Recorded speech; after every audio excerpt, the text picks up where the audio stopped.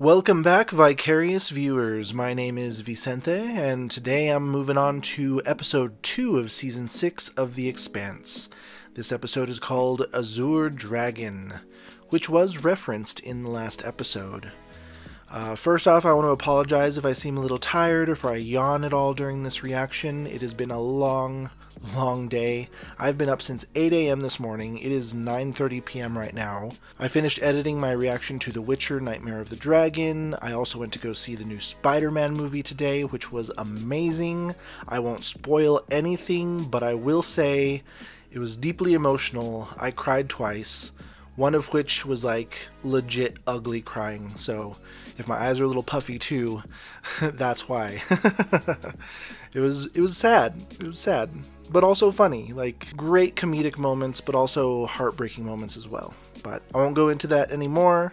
If you do want to hear my review of that movie, if you want me to make a video, let me know in the comments down below. I wouldn't mind talking about that for a while, but we're here for The Expanse right now. Alrighty, so last episode we did find out that Earth is still being bombarded by asteroids from the belt, or at least it was after season 5, and they haven't really been hit since in the past 6 months, but even the ones that they do happen to destroy, it's still raining down all kinds of debris and ash and hard minerals into the atmosphere, which is really fucking up the ecosystem. It's ruining the soil and their crops, which I assume is going to become a major problem for the Earth's food supply. Some of you in the comments down below made a great point about food supply and how even the Belters, they're not necessarily up to par on producing their own legitimate food supply, which makes me think that a majority of their food is still coming from any ships that they've been able to raid. But with the war in full force and a lot of Earther ships and vessels pulled back to the inner planets, I can't imagine there's a lot of opportunities for them to be raiding anyway. So I can see their supplies start to dwindle pretty quickly for food, water, air, all kinds of things. So I can imagine that once Marco starts reining in the rations, it's going to piss off a lot of the people that were following him to begin with. They're going to be like, hey, you're just doing what the Earthers were doing to us before. You're rationing our food and air. You're making us beg for it. What the fuck is going on? I can imagine that that's just going to cause greater rifts in his alliance with a lot of these factions. But at the same time, a lot of the Earthers are going to be really struggling for food and supplies as well, which is going to cause their own kind of turmoil. I really think this series is gearing up for an all-out annihilation of our way of life within our own solar system, and it's going to force us as a human race to pursue those other planets through the rings as our only option because we're destroying everything that we have here. But the biggest obstacle in getting through those, besides Marco, is these entities in the ring which are stirring and getting more pissed off, which have already destroyed this one Martian vessel that we know of. I was kind of wondering, has it been eliminating other vessels that have been traveling? How easy would it be for a few ships to go missing here and there, and people just chalk it up to the war and turmoil at hand, or people just getting lost, or going off and finding their own planet and not messaging back, being like, fuck the rest of humanity, we're on our own. Like, how do we know? How soon before these disappearances start ramping up and we really start to take notice and realize there's a bigger problem here? And is this problem also related to them taking the protomolecule sample through the rings and waking up these other structures on this other planet, Laconia? What kind of problems is this going to cause? How are these machines going to react to us, and what are they going to do? But I think a lot of those things are really going to come into play in some of the later episodes, because right now with the name of this one, Azure Dragon, this one makes me think that they're on the hunt for that one ship that is pretty much the spotter slash control ship that's sending these asteroids towards Earth, and hopefully we can destroy that ship this episode, and that will stop the belt's ability to be flinging all these rocks at us this entire time. So once we stop that, then Earth's fleet can actually move beyond their can move beyond Earth's orbit, and instead of just constantly keeping a watch out and protecting Earth from asteroids, they can actually engage the Belter forces and then hopefully stop Marco completely. And just a reminder, if you don't see me reacting to your favorite part and you want to see me reacting to the full unedited version, go ahead and hop on over to my Patreon where you can see my full-length reactions there. You can even click on the link down below to my Patreon, go to the About section, and see a full list of all my available content. But without further ado, let's go ahead and jump into this episode. Didn't really have time to make a hot toddy. I still had plenty of soda from when I got out of my movie, because I grabbed some dinner on the way home. I just spiked it with some whiskey. The soda's keeping me awake right now, and the whiskey's helping me relax. I don't want to leave you. Aww. I hope it's safer for that one girl, because she doesn't seem like a fighter, but I hope she doesn't just get, picked off or abducted wherever they leave her. Because I can imagine that Marco will have it out for anyone on her crew. Oh yeah, he killed his best friend too! He is going off the rails. I think his dad's just gonna try to, brush that under the rug and dismiss it as all, his death didn't mean anything. And that's gonna fuck with Philip's head even more. Please help her, please.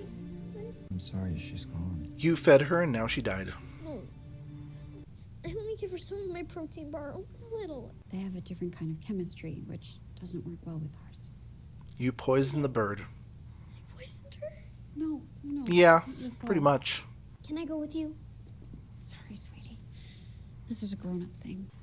Don't wander off again, kids. I messed up. I have to fix it. And you might get eaten. No. You're gonna leave your little brother alone? I mean, if you're this irresponsible, how do you think he's gonna behave? Children. And once the babies are in their nest, who's gonna feed them? What are they gonna do there? You need to go home before something eats you. Don't turn your back to that thing. Jesus.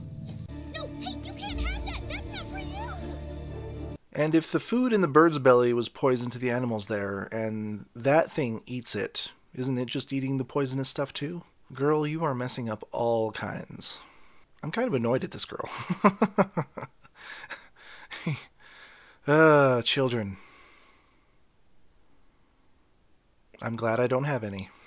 Understood, Rocinante. Please stand by. Your mission specialist is transferring over now. Or what? Oh, it'll be a pleasant surprise, I bet. Holden? Marissa, we have UN personnel coming aboard.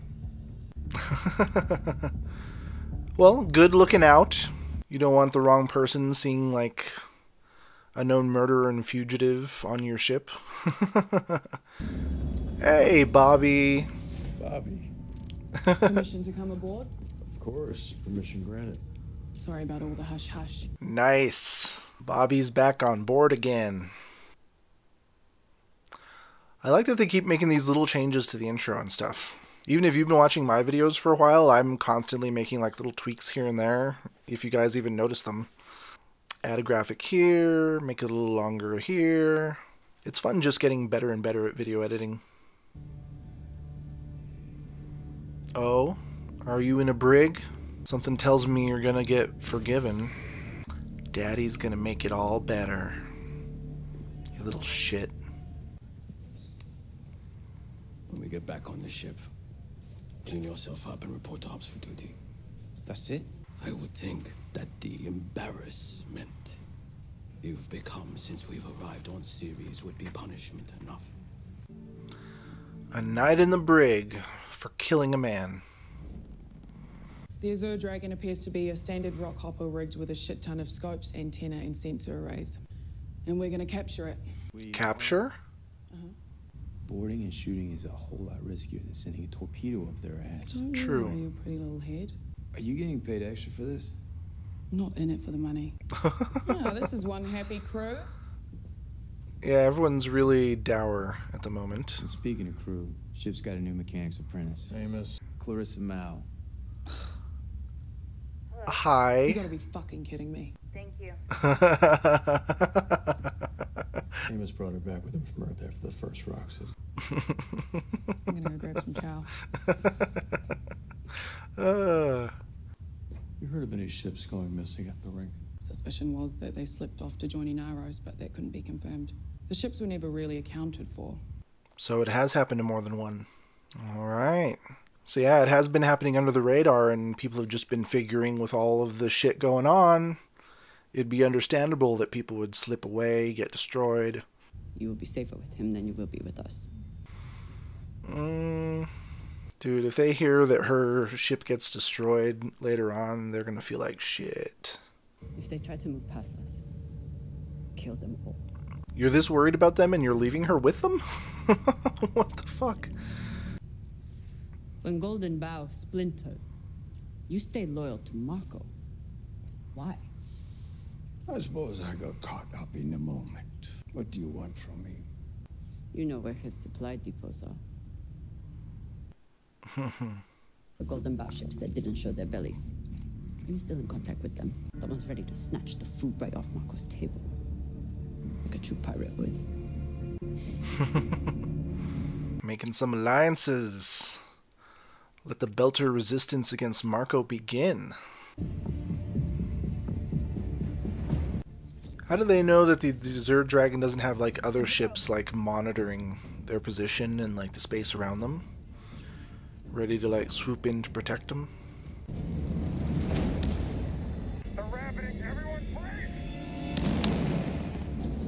Oh, fuck. Whoops. Thanks for the heads up.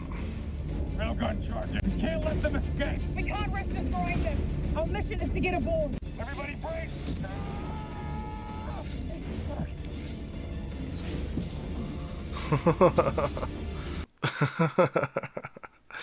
Poor Amos. I hope everyone else was strapped in somewhere. Whoa.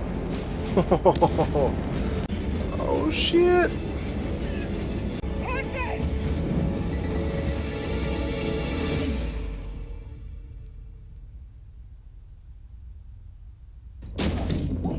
Damn. Bobby, you're one brave bitch. They're dead in the water. Naomi, you're good to cross over. Oh shit. Oh, great time to have some I PTSD. got it. Hatch open. Starting bypass. Clarissa coming in clutch. Oh shit. Behind me.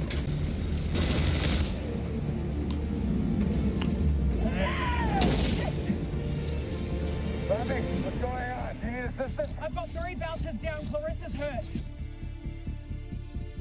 How's Peaches? She's fine. She really saved my ass out there. And then she puked all over herself. Naomi looks like they were trying to wipe their data core. That's it. We're in. You should have access to whatever's there. Holy shit. Motherload. Damn. To fling the whole fucking belt at Earth. I want to commission a project from you. I want the belt to see what it's doing to us. I don't do propaganda. You have your minions for that. I'm not asking you to lie for me. I'm asking you to tell the truth. Or don't, and wonder, with every new attack, if that was the one you could have stopped. Play to her humanity. You give a really good guilt trip. I practice a lot when I'm alone.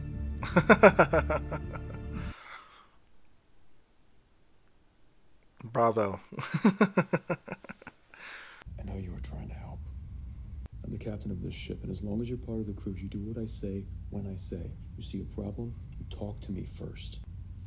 I get it. That's the first time he said I was part of the crew.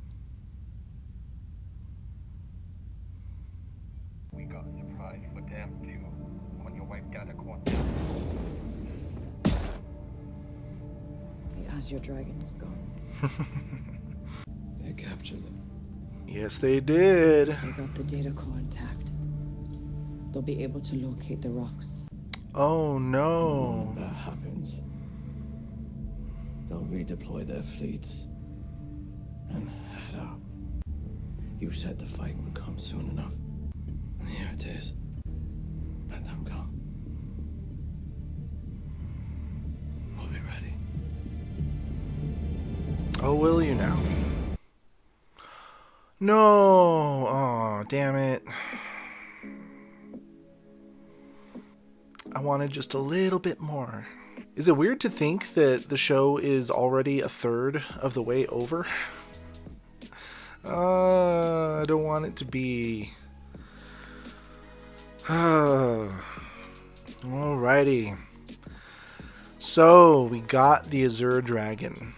We were able to infiltrate it, get the data cores. We have access to all of the asteroids that they do have aimed at us, which is a major win. And I was hoping we could see some of the aftermath of that, if we could see like their announcement to people and like the good news and relief that that would give some of the people on Earth and like in the fight against Marco. But I guess they're going to save that for next episode, which will be the halfway point of the series. But at least that means that from here on out, it's probably full speed ahead. Like, the fight's just getting started now. I'm hoping in the next episode we'll actually see some, like, major battles, some all-out warfare. That would be sick. And then Clarissa's finally starting to be recognized as part of the crew. She stepped up when Naomi was having her panic attack, and she got some recognition from Holden there, which was nice. It brought a tear to her eye. It is funny to see in this season and somewhat in the last season to see Amos really like happy and talkative and stuff. Like I always considered him to be very like cut off, unemotional, like doesn't know really how to like express his emotion, but he seems fairly like open and hospitable in this season. And is that out of character? Is that okay? Like, is he supposed to be this way? Is he getting better from how he used to be? I'm not sure how I feel about that. Oh yeah, and we had Drummer also making an alliance with that other faction. Starts with a G. I'm spacing on it at the moment, but if she can get in contact with the other people in his faction and they give her the location of their supply depots, then they can actually start hitting them from behind, hitting their supply depots while all of their eyes are focused on Earth's fleet, which is going to start honing in on them now. So a lot of things starting to go on. I'm pretty excited. And then we got some more of that Strange Dogs storyline going on Laconia. The little girl is a little bit insufferable, as most children tend to be, inadvertently poisoning the local wildlife, trying to do better, failing at that, possibly poisoning this other dog-like thing because she left the container open and turned her back to this creature that is bigger than her. What is she thinking? Like, she deserves to be eaten at this point. If she gets eaten, I would not be sad. Girl, you deserve it. You are too reckless. And leaving her little brother alone, like, I wouldn't be surprised if all of a sudden she gets back home in the next episode and her brother's gone, wandered off, and her parents are all like, well, where were you? Why weren't you watching him? These people need to be so much more careful on alien planets with animal life that they've never encountered before. I'm curious to see if they actually show, like, what their meeting was about.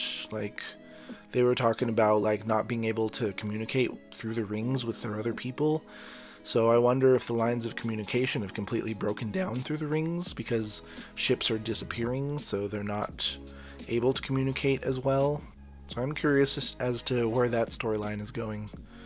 I would like to see some more of Laconia and what's going on. Like, what technology is waking up there and what is it doing? Is it responding to their interactions? Is it hostile at all? Is shit going to start hitting the fan there for those settlers, and they're going to be like, what the fuck did we do? Maybe we should get off this planet and go back, but oh shit, we can't even go through the rings because the rings are eating us. Whew.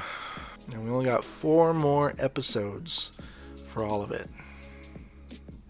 I really do hope we get some, like, spin-off series. I mean, they gotta, right? I mean, it's popular enough and it's so fucking good. We do need some spin-offs. But what did you guys love about this episode? What are you expecting to see in the episodes coming up? What are you hoping will happen? Do you think any of our main crew's gonna die in this season too? Let me know in the comments down below. Otherwise, hit like and subscribe if you enjoy reactions like these. Ring that notification bell so you don't miss a single one. And thanks for stopping in for this Vicarious View.